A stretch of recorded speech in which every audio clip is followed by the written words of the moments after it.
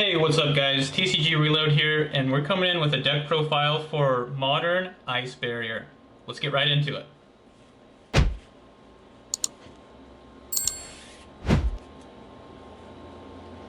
First off, we're playing 3 Revealer of the Ice Barrier. This is a card that you want to play at 3. It's really good. You want to see this in your opening hands. So basically, you could discard a card, special summon an Ice Barrier Tuner, and then that's going to start a lot of your combos. A lot of the time, you're going to be summoning your Mirror Mage, which is a card you want to send to the graveyard. So you'll summon, you'll have this, your Mirror Mage, link off, and then Mirror Mage, when sent to the graveyard, gets to add a spell or trap. That's an Ice Barrier card to your hand, and that kind of gets your combos going. Next up, 3 Mirror Mage. So Mirror Mage, the other part of that combo, this is really good. You want to get this basically into the graveyard and get your spell search. And usually you're searching your, the revive spell, Freezing Chains, which is basically a monster reborn for Ice Barrier monsters. So this is also really important because there's a cool combo you can do where you special summon this back from the graveyard using your Marincess Coral, which is this card. We'll go over that in a minute, but anyway, you special summon it back from the graveyard and you tribute the Marincess Coral, and then you're able to summon some tokens and synchro from there. One of the best cards in there. Really strong. Next up, we have 3 Georgius. Pretty strong monster, 2000 attack. You can special summon him if you have an Ice Barrier monster. I believe that's only in defense, though. Yeah, only in defense, but he's pretty good because he's level 6, and then if you have a level 4, you can go synchro into your level 10s. He's also a decent card because when he's summoned, you get to special summon an Ice Barrier monster from your graveyard. So if he hits the field, you can instantly summon, and then a lot of times you can just synchro right there. He also has if you control another Ice Barrier monster, he has a cool effect where your opponent gets a little bit of a graveyard lock.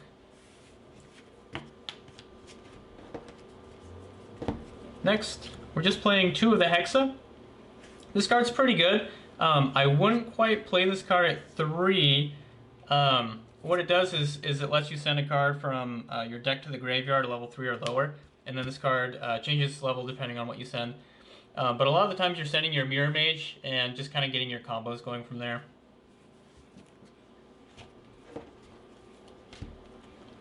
Two Speaker, another one that can special summon itself if you control an Ice Barrier. It has another effect. A lot of these guys have another little effect that really doesn't do much in the modern Yu-Gi-Oh.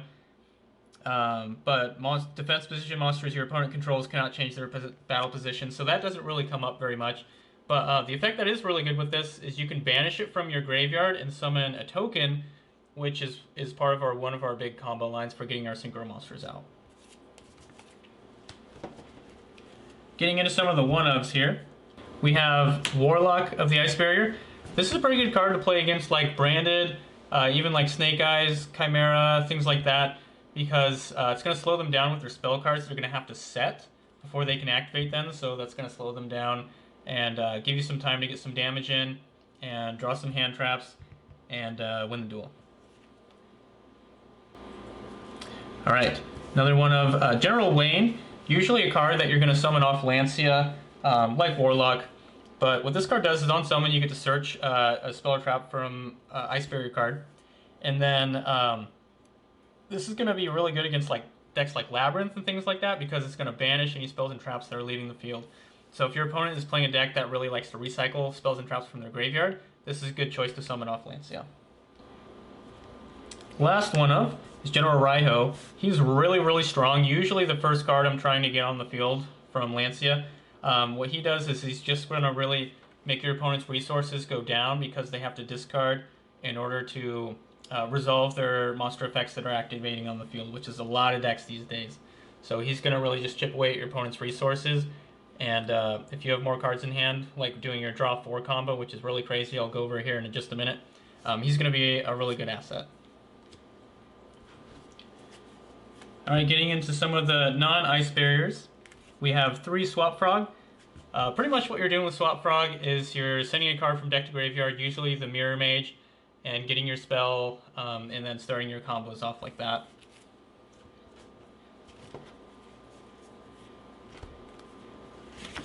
Next we have the Ice Jade. This is a pretty good card because when it's in your hand, you can discard a water monster or an Ice Jade card, but this is the only Ice Jade card we have. And then you can summon a token and then synchro summon into your level 10. So this one card and a water discard, which is pretty much any other monster in the deck, is going to get you to synchro 10 right off the bat.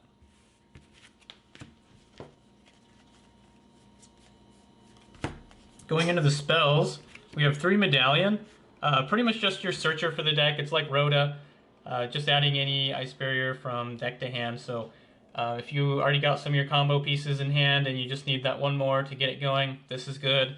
If you drew really bad and you don't have any of your starters or anything, this is good. It's almost always good to see in your opening hand.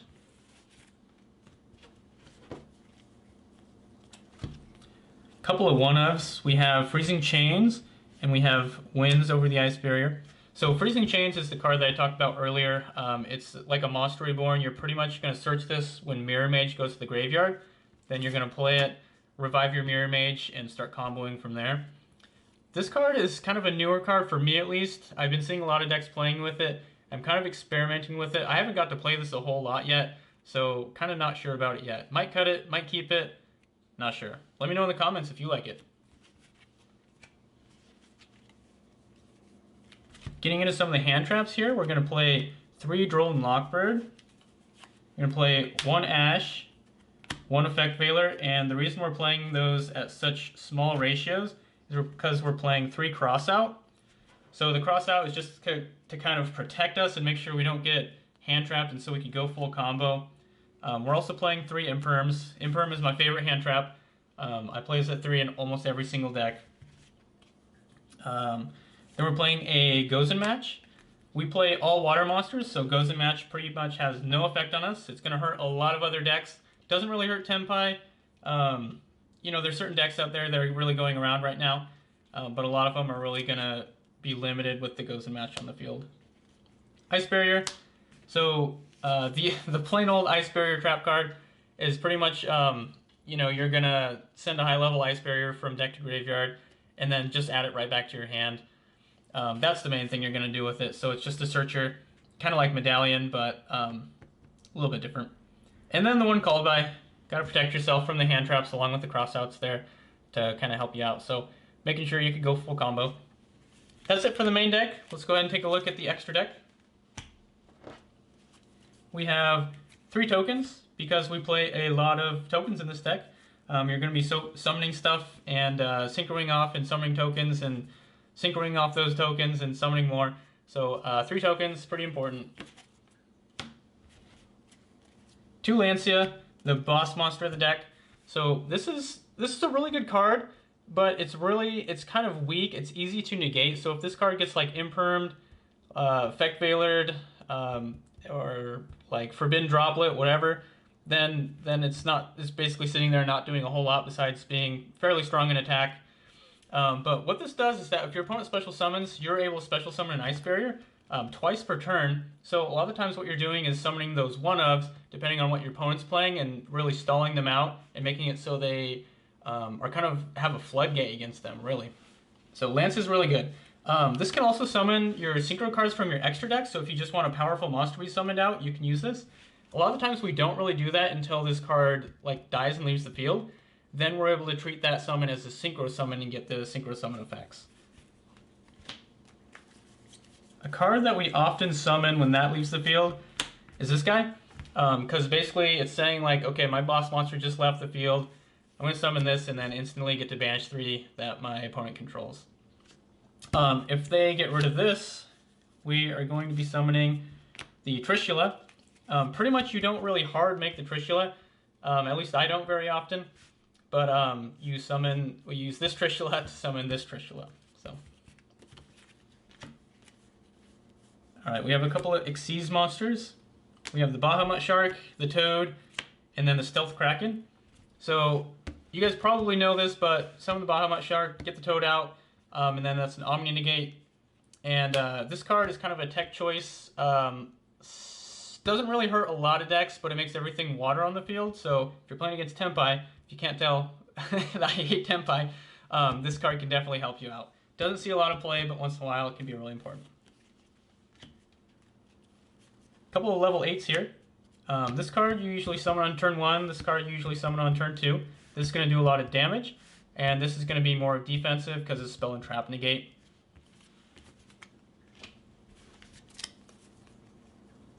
We have the other 2 level 10s that we have. So the Jinying and the other Ice Jade. I don't play this card a lot, but it is pretty strong. Same with this card. I find myself usually just going straight into Lancia if I have the opportunity to do a level 10.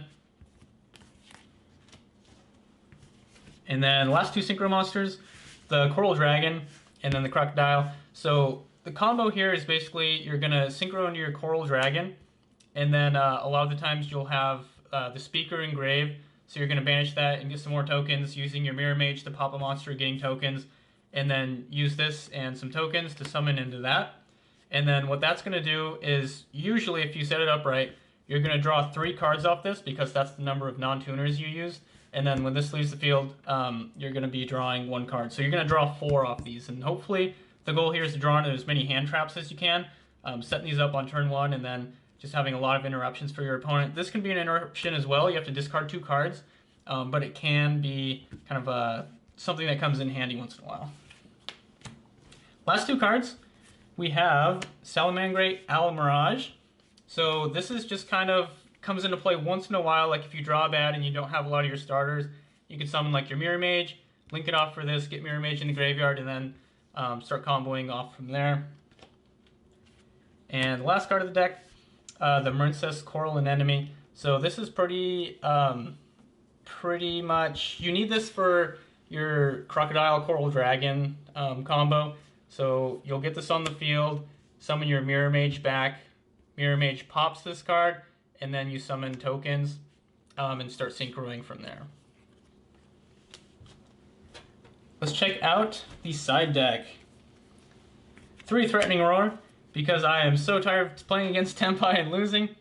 That's all I gotta say about that. Next, 3D Barrier. Once again, another fairly strong card against Tenpai. It will lock you for your synchros if you declare synchro, which you're probably going to do against Tenpai. But this can be pretty strong against a lot of decks, so just a good card to have on your side. A couple of going second cards here. Lightning Storm to just clear their field out. Evenly matched. Once again, clearing their field out. No battle phase, or you place at the end of your battle phase, and then you're making your opponent banish. 1 Nibiru.